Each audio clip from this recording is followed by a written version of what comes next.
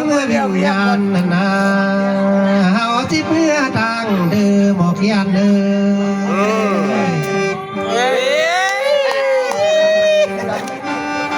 หันเมื่อทางหวยต้นพยานคาเถวเมื่อทางหน้าต้นสายยานละเบิงนี่ถ้าเมื่อเจ้าหวยยาสตูราคาเจ๊ไว้เด้อหันมาลามาที่แท้ชีวิตมาถึงอันบอลนี่ขนังล่าเขาเลยแท้เกียดมีตะกันละหูเลยมีดีนาผมรอไว้ไว้และดับมาเมื่อพลาย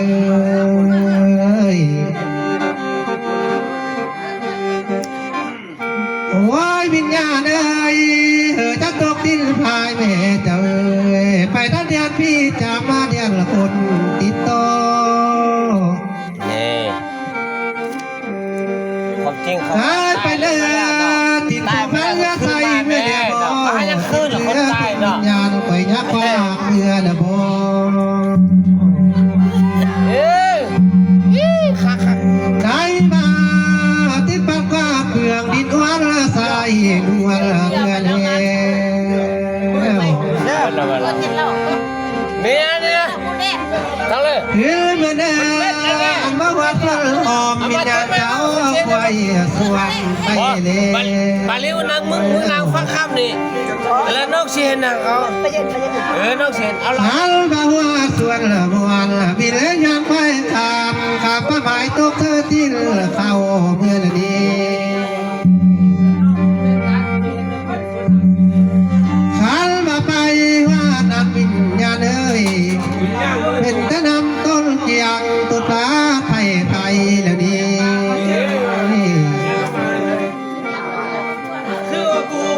พี่เมื่อเลี้ยวไปที่พี่ใกล้ไทยกายส่องขึ้นเรือเมืองป่า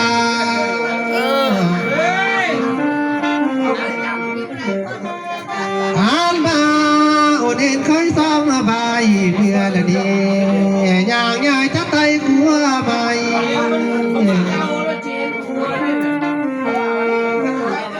เมื่อจะไต่ขัวใบเมื่อกว่าละยามง่ายพอเพื่อนเอ้ยพิญญาณเลยเมื่อจะไต่ขัวใบยามสายเด็ดแก่เมื่อเลี้ยวไว้พระแห่ฟางส่วนดงเมื่อละนี้ขันมาหัวดงดวงสามเมืองยาปังเด้อวัดดงดำสาบานละจะเขียวจะเด้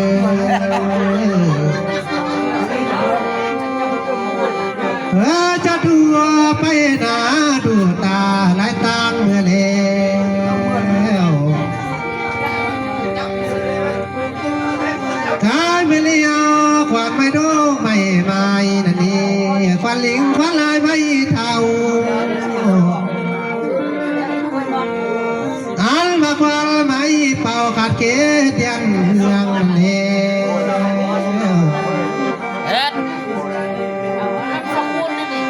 ไหลมา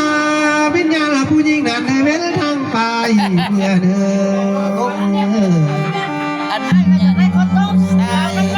คือเมื่อแล้ววิญญาณเป็นผู้ตายเป็นทางตุลอันมากลางข้างนั้นวางไว้แก่พี่เพื่อจะบอกคือเมื่อเลี้ยวขึ้นมาสร้างอาศัยใบป้าใหม่เมื่อหน้าควันวิญญาณเอ้ยในบ้านดินใกล้ดวนขึ้นเมื่อสร้างอาศัย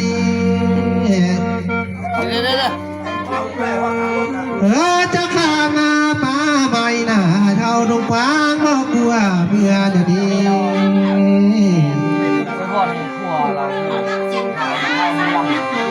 ขึ้นเมื่อเนื้อขึ้นเมื่อช่างใส่ใบป้าใบตกสะพานไม่หน่วยเช็ดเปี้ยหลังเฮือนวันนี้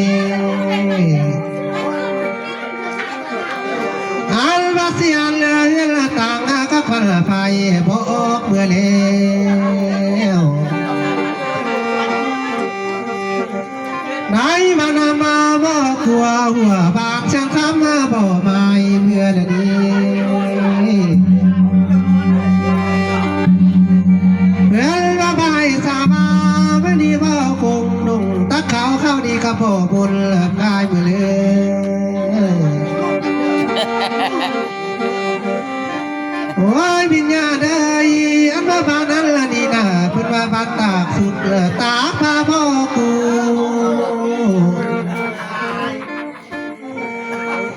มานั้นนี่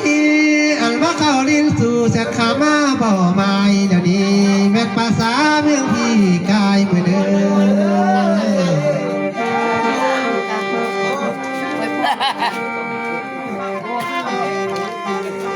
มานี่เลี้ยวกายไปสังใส่ละแม่บายผ้าไหมตกเสื้อบวมเมื่อเพียงเมื่อนี้ ม้วนเนอะจะเบาได้จะบอล มาเด้อกินแต่เสียงนั่งกองเดือน้องครับลูกเมื่อนี้ บอลก็อยากวะอยากโอ้เจ้าก็จะกินไหมจดซื้อเลยแม่ ยินแต่เสียงป้าเป่ากลางบ้านสีเสียวนี่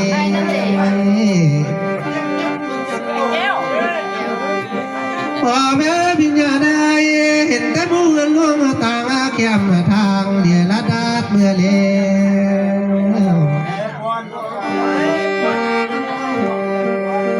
เห็นพระบาทตั้งอยู่พื้นก้าวบางมือเศร้าเมื่อเลี้ยว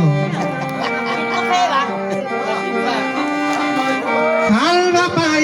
วันละนันขันว่าเพิ่นท่าสื่อของทานเจ้าจะขายได้เนื้อโอ้ยวิญญาณเอ้ยขันว่าเพิ่นขอได้ขอทานยา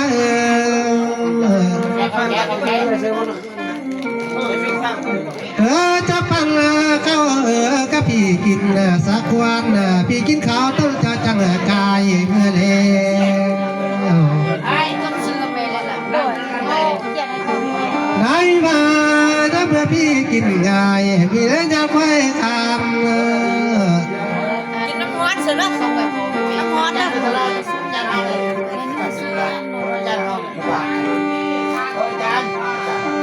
จะข้ามาป้าไม่ตกเสือผู้สูงเมื่อนี้ ไอ้แก้วจดซื้อได้ไหมเขาไม่ดีเขาไม่ดี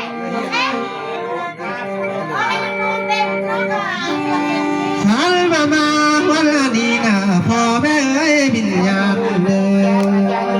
ยยังไม่เสื่อทั้งนิ่งนานสื่อบ้านางคำเพียงนี่แล้วอัลมาดาที่สองยังเพียงมันนี่เป็นเสือ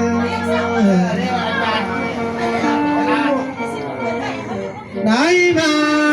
อันมาวันนี้นะเจ้าเพิ่นได้มีเครื่องคำเกี่ยวประกวดเสือเข้ามาทางเจ้านี้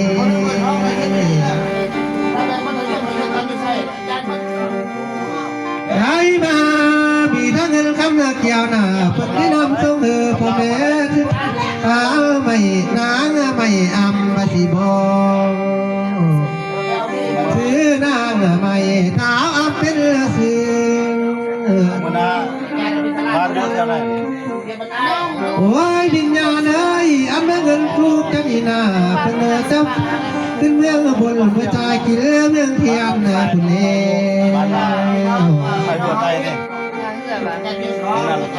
นายเมืองเงินส่วนนี้นาเจ้าวิญญาณเมื่อใจกินเมืองป่า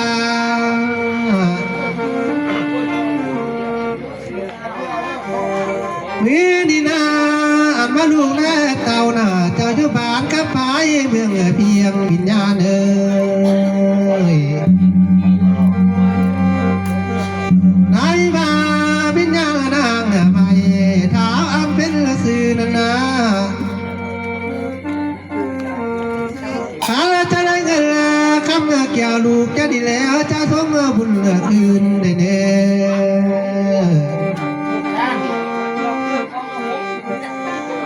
จะส่งบุญมาทาง เป็นตัวน้อนำปานั่นแม่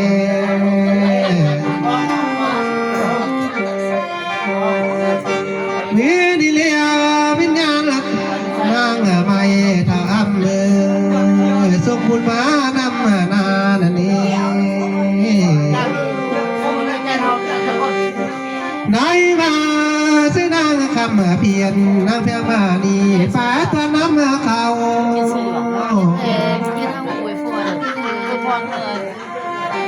ทางบาส่งบุญมาทางตาลาเศร้าลูกแม่ตาตัวน้าใครคำได้เนื้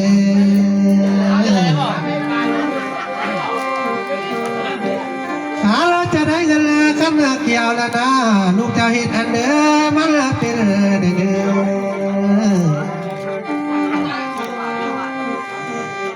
ตาเห็นอันเดิมใดจะข้าถ่ายทรัพย์ทิ้งเงินคำละเม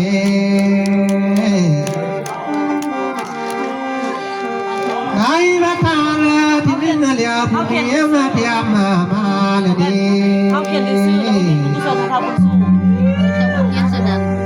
เสน่หาสิหัวเพียงเลี้ยงละควาย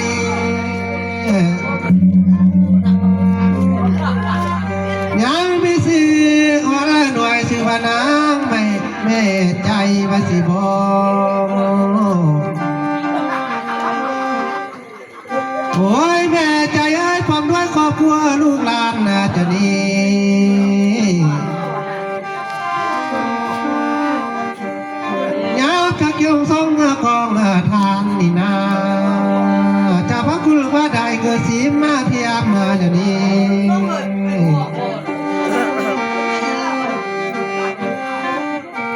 อันมาวิญญาณสิขึ้นเมื่อเทียนนา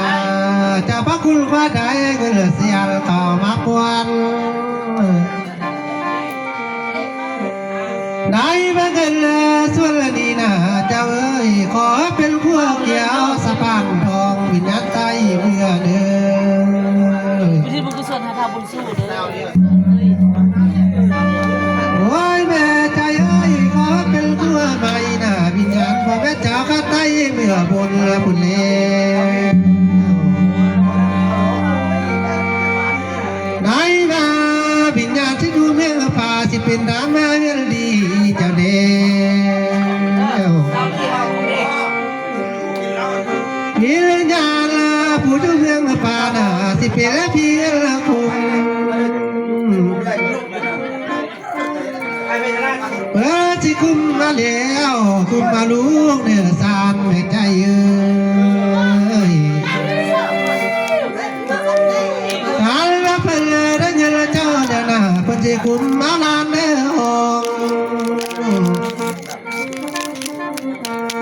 คุมมาลูกแม่เต่าเท่าที่นำเรือเจ้านี้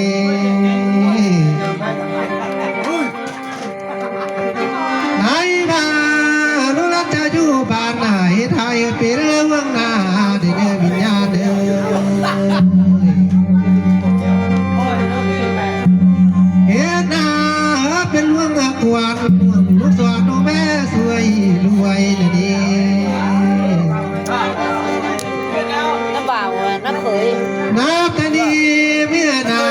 ผู้สาวเดียวสิลามมาสักทีเดียวเอาใหม่น่ะเป็นน้าเขยก็แจ้งมาเลยเธอพระเขียนมาดีสิวาทาลาทองคำนี่แล้วอันละทานที่สองถาบานมาเป็นละสิเธอมานั่งอยู่ดีมาปัวละเงินสาวดีเจอดีอันบางเงินเจ้าดีนาขอจูจวดยังพ่อแม่เมื่อบนคุณเล่ไหนบางเงินเจ้าดีนาพ่อแม่ปิญญาณหุ่นเอาเบื่อเมืองป่าเจ้าขึ้นเรือเมืองป่าบนต้นผูต้นยาข้าอยู่เมืองปุ่มคนเดิมในมาเจ้าเมืองแม่ทางจุกแม่ป้าขา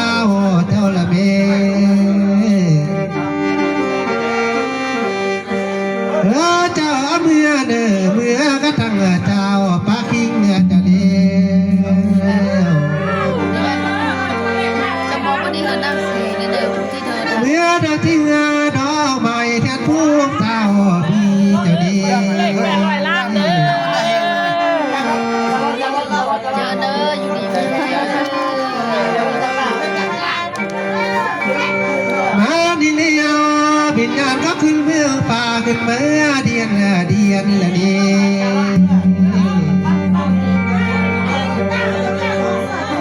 ไหนว่าเปียวเทียนโลลาสิฮอนเมียเมืองป่าละนี่โอ้ยบินเลยอย่าได้ขันจักกายผู้สูงนานา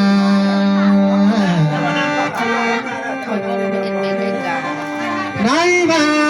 เขาที่ไปว่าลาดห่วงที่เพื่อราคาอีกควายแต่พอ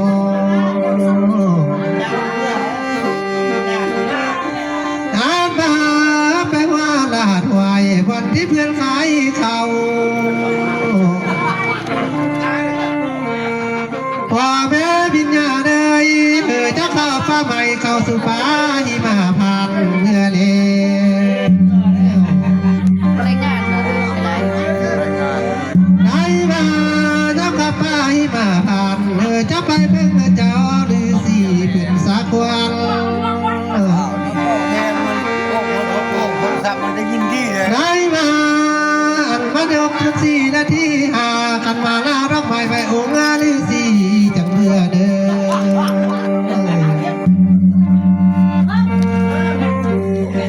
สาธุเด้อ